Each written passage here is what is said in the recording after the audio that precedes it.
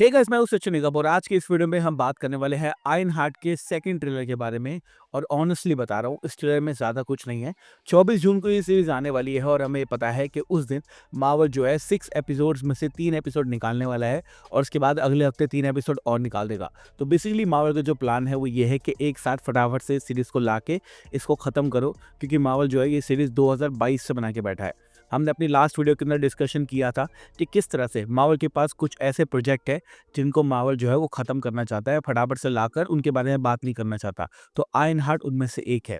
3 episode आएँगे जून 24 को और उसके बाद एक ही हफ्ते में 3 एपिसोड और आ जाएँगे, ताकि आप लोग बात करें, ब्रेक डाउन करें, थ्योरीज़ बनाएँ और बात को ख़त्म करें। इस कैरेक्टर का फ्यूचर में मार्वल के अंदर कोई भी बड़ा कैरेक्टर नहीं होने वाला है।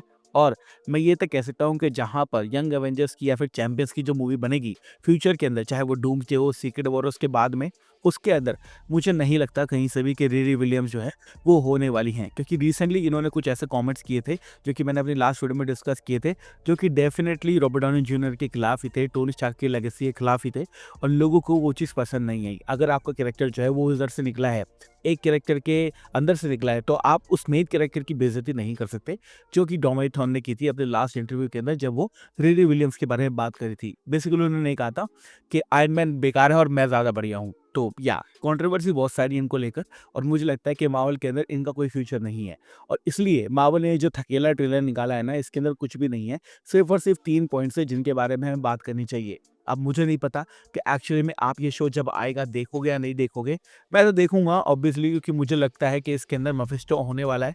बट अगर नहीं भी होगा तो भी चलेगा, क्योंकि इस मूवी के अंदर और इस शो के अंदर ज़्यादा कुछ नहीं है। तो जी हाँ, फटाफट से बात करते हैं। 3 पॉइंट बताता हूँ इसके अंदर जो तुम्हें ध्यान देने वाले हैं। Without wasting any more time, let's begin this video. सबसे पहले जो मेन चीज़ आपको यहाँ पे ध्यान देनी है वो ये है रिरी विलियम्स और मैजिक। अब एक पॉइंट पे तुम देख सकते हो कि रिरी विलियम्स जो है वो अपने दोस्तों के साथ मिलके कुछ मैजिकल रून्स जो है वो जमा कर रही है। एक बॉल भी है, एक पत्थर भी है और काफ़ी चीज़ें जमा करके वो अपने सूट के अंदर जो मैजिक है उसको इन्फ्यूज़ कर रही है। अब वो मैजिक को इन्फ्यूज़ क्यों कर रही होगी? क्योंकि हमें पता है कि इस शो का जो मेन विलन है वो है द हुड, जिसको प्ले करेंगे एंथनी रामोस। अब जो हुड का कैरेक्टर है ना, वो एक मैजिकल क्रीचर है, उसके पास डुअल पिस्टल है और वो मस्त गोली-वोली चलाता है, मैजिक वगैरह करता है। तो उसको हराने के लिए टेक्नोलॉजी का इस्तेमाल नहीं किया जा सकता और चाहे आयरन हार्ट जो है वो कितने सारे सूट बना ले, वो उसको हरा नहीं पाएगी। शुरुआत के अंदर वो उसके लिए काम ज़रूर करेगी, जो कि हमने लास्ट वाली वीडियो के अंदर डिस्कस किया था, लेकिन बाय द एंड उसको हराना ही पड़ेगा। एक तरह से उसको डिफीट करने की ज़रूरत है। तो अपने सूट के अंदर वो मैजिक को इन्फ्यूज़ करेगी और हम कुछ सीन्स में देख भी सकते हैं कि किस तरह से जो उसका हड है, उस हड के अंदर मैजिकल जो सिंबल्स हैं वो आ रहे हैं, रूल्स आ रहे हैं और बहुत सारी चीज़ें जो है वो उसने अपने सूट के अंदर डाल ली है। लास्ट में अगर तुम देखोगे तो तुम्हें एक सूट भी देखने को मिलेगा, जहाँ पर लिखा है कि सूट में से होस्ट में ट्रांसफ़र हो रही है कुछ चीज़ें।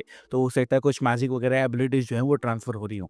तो हाँ, पहली चीज़ तो ये है कि वो हमारे हुड को हराने के लिए डेफ़िनेटली यहाँ पे अपने सूट के अंदर मैजिक को इंक्लूड करने वाली है। अब बात करते हैं दूसरी चीज़ की। तो दूसरी चीज़ ये कहती है कि शुरुआत के अंदर जो रिरी विलियम्स है, वो हुड के गैंग को जॉइन कर लेगी और हुड के गैंग को जॉइन करने के बाद उसे पता चलेगा कि हुड का जो मालिक है, वो है मेफिस्टो। अब हम अगर गौर से देखेंगे तो एक सीन में आप देख सकते हैं कि हुड के बैक में कुछ काली-काली लाइन्स उसकी बॉडी के ऊपर टेक कंट्रोल कर रही है और उसके बाद एक और सीन देखने को मिलता है जहाँ पे फूड अपना जो है वो फेस भी चेकआउट कर रहा है, वो लाइनें जो है वहाँ पे भी आ गई हैं। और एक सीन और देखने को मिलेगा जहाँ पे हम देख सकते हैं कि रिरी विलियम्स को भी देखने को मिलती है और सामने से आता है हुड। इस सीन में अगर तुम गौर से देखोगे तो रिरी जो है वो कुछ मैजिकल कुछ कर रही है, मतलब कुछ ना कुछ जादू-टोना वो कर रही है और सामने से हुड आता है।